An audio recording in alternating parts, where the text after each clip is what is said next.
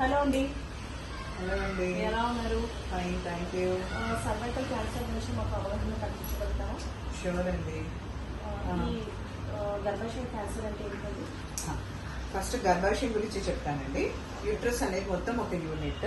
దాంట్లో వచ్చేసి గర్భాశయ ముఖద్వారం అంటే సర్విక్స్ అనమాట. ఇది మోస్ట్ కామన్ క్యాన్సర్. అండాశయ cancer, fallopian tube cancer, endometrial cancers ఉంటాయి. ఇది మోస్ట్ కామన్.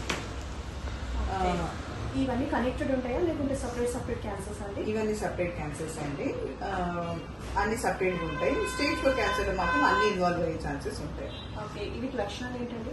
వీటి లక్షణాలు వచ్చేసి ముఖ్యంగా తెల్లబట్ట ఎక్కువ కావడము, భార్యాభర్తలు కలిసినప్పుడు రక్తస్రావం జరగడము, పెయిన్ఫుల్ క్వైటస్ అంటే నొప్పితో కూడిన క్వైటస్ జరగడము, ఫౌల్ స్మెల్ అంటే బ్యాడ్ స్మెల్ రావడము యూరిన్ నుంచి, ఇవన్నీ సిమ్టమ్స్ ఉంటాయండి. సో ఇది ఎలా తొలగించవచ్చు? తొలగించవచ్చు అంటే ఫస్ట్ దీని కారకాలు మనం తెలుసుకోవాలి. ఇది వచ్చేసి హ్యూమన్ ప్యాపిలోమా వైరస్ అనే వైరల్ ఇన్ఫెక్షన్ ద్వారా టిష్యూ మెటాప్లేసియా, టిష్యూస్ అనేవి కార్సినోమాగా మారుతాయండి.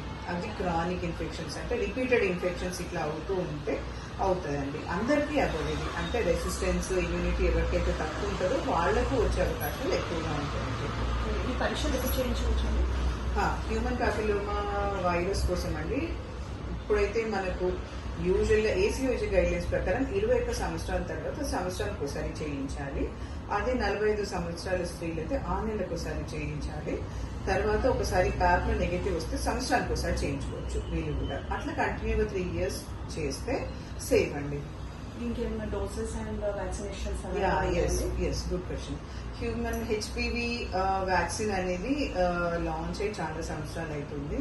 చాలా lakhs ఆఫ్ పీపుల్ కూడా తీసుకుంటున్నారు. దీనికి 2 రకాల డోసేజ్లు ఉంటాయండి. 9 నుంచి 14 సంవత్సరాల పిల్లలకు ఒక రకంగా, 15 నుంచి 45 సంవత్సరాల ఆడవారికి ఒక రకంగా డోసేజ్లు ఉంటాయండి.